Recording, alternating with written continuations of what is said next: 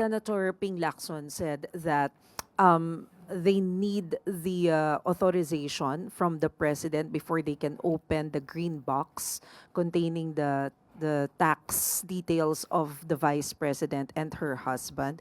Will the president authorize it? Wala pa po kasing naibibigay na anumang request, sulat sa Pangulo. So pag dumating na po ang kanilang paghiling, ito po'y aaralin at tingnan po natin kung ano magiging aksyon ng Pangulo patungkol po dyan.